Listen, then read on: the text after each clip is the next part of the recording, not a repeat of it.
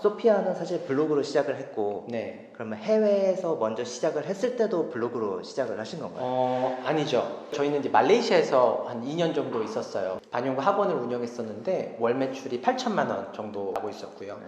말레이시아에서 가장 큰 학원이었어요. 말레이시아에 있는 모든 사람들이 저희 학원, 저를 알 정도였으니까 가장 큰 학원이었고요. 보통은 뭐 태국이나 베트남 많이 가시고 네. 필리핀 가시는 분들도 간혹 계실 것 같고, 그리고 사실은 인도네시아 시장이 가장 좋은 시장이거든요.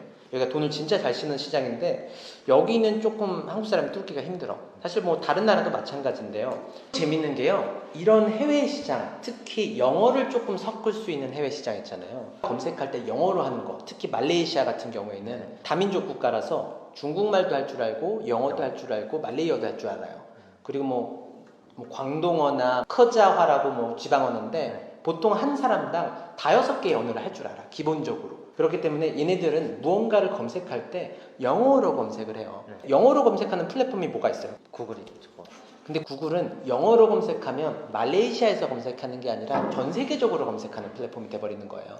그래서 말레이시 사람들은 맛집을 검색하거나 무언가를 검색할 때 구글 검색을 안 해요. 어디를 하냐면 페이스북을 검색해요. 우리나라에서 사용하는 SNS는 인스타그램의 비중이 훨씬 높잖아요. 그쵸. 인스타 비중이 많이 높죠. 인스타 80이라고 쳐도 될 것 같아요. 우리나라 사람 젊은 사람들 40대 미만은 다 인스타, 40대 이상 중에서는 간혹 페이스북 하시는 분들도 있고, 아직도 그 나라는 페이스북의 비중이 좀 더 높아요. 저희도 처음에 광고를 집행할 때는 페이스북에 거의 100% 넣었고요. 인스타그램에 안 넣었어요. 2달, 3달 지나고 나서는 페이스북의 비중 한 70%, 인스타 비중 한 30%, 또 태국도 마찬가지로 페이스북이고요. 베트남도 마찬가지로 페이스북이에요. 이 나라에 있으면 페이스북에 광고를 해야 돼. 얘네들은 인기 게시물은 아예 안 해요. 그래서 무슨 광고를 해야 되냐면 스폰서 광고를 해야 되죠. 근데 그냥 뿌리면 효율이 나겠어요, 안 나겠어요? 안 나겠죠. 그죠? 네. 똑같이 100만 원을 써도 이번 달에는 5명 문의가 왔어. 다음 달에는 1명도 안 올 수가 있단 말이죠. 이게 왜 안 올까지 분석을 못해. 그냥 운빨로 광고가 된 거예요. 우연히 이게 필요한 사람들에게 뿌려진 거야. 이거를 제대로 하려고 그러면 홈페이지가 있어야 되는 거지. 그래서 저 같은 경우에는 가자마자 홈페이지 브랜딩부터 싹 다 다시 했어요. 샵 브랜딩하고 홈페이지 브랜딩하고 거기에 픽셀이라는 코드를 심어놓고 광고를 때려서 수집을 하고 나중에는 이 수집된 사람들과 비슷한 사람들에게만 뿌리는 전환 광고를 때렸죠. 선생님이 9명인가 그랬어요, 그때. 미용학원이에요? 네. 근데 말레이시아는 좀 저렴하니까 네. 보통 평균 월급이 100만 원 미만이었던 것 같아요, 한 사람당. 물론 이 중에서는 조금 더 높은 애들도 있었어요. 네. 해외에서는 스폰서를 했고 네. 한국에서는 블로그 위주로 해도 2,500만 원 내고 있지만 요즘은 여기서 한 번 더 치기 위해, 왜냐면 저희 그 시사마케팅 3기인가 인천 원장님이 몇 개요? 2기 원장님이죠. 2기 원장님이 홈페이지 스폰서 배우자마자 뚝딱 만드셔가지고 얼마라고? 분이? 수강비로도 한 2,000을 넘게 벌고 시술 비용도 500을 넘게 벌고 있어서 저 혼자서 홈페이지도 만들 수 있어서 저는 이 마케팅을 정말 추천드립니다. 저번에 한 2,500만 원인가? 그니까 거기에 제가 좀 충격을 받았어요.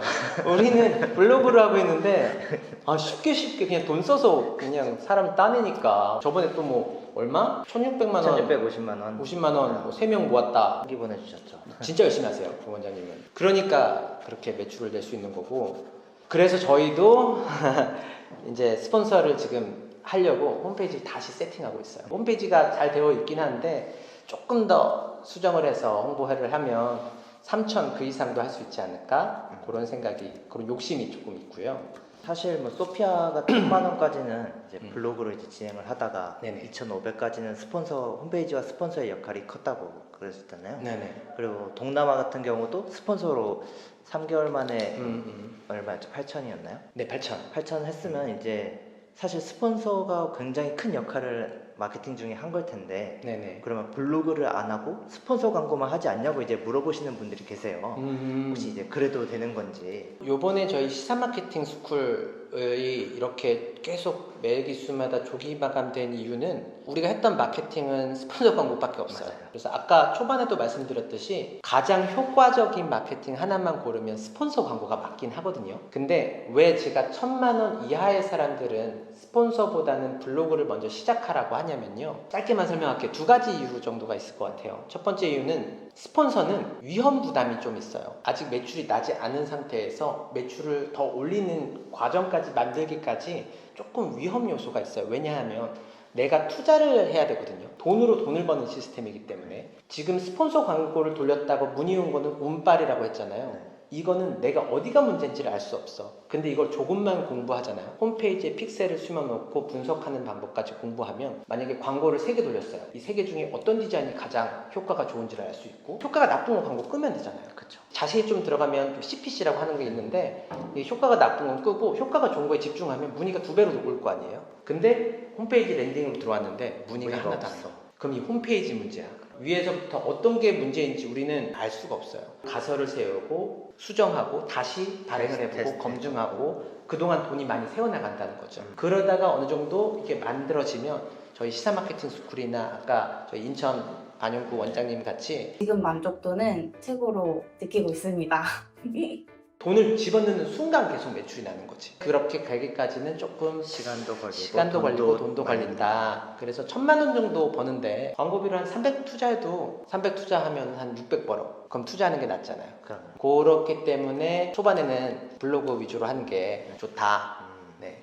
댓글 몇 개만 조금 더 볼게요. 네네. 블로그를 글을 이제 써보려고 하시는 분이 계시다고는 하는데 1인 샵들이나 이제 본인 같은 경우에는 샵을 오픈한 지 얼마 안 되셨대요. 네네. 그래서 이제 블로그에 딱히 쓸만한 내용이 없는데 이럴 때는 어떻게 홍보를 해야 되는가? 브랜딩이라는 단어잖아요. 그런 말은 많이 들어보셨잖아요. 브랜딩이 있어야만 매출 성장이 가능하다. 브랜딩 없는 마케팅은 껍데기뿐이다. 브랜딩이란 단어가 조금 어렵다 보니까 사람들이 브랜딩이 뭔지에 대해서 굉장히 어려워해. 자기는 이제 막 창업해서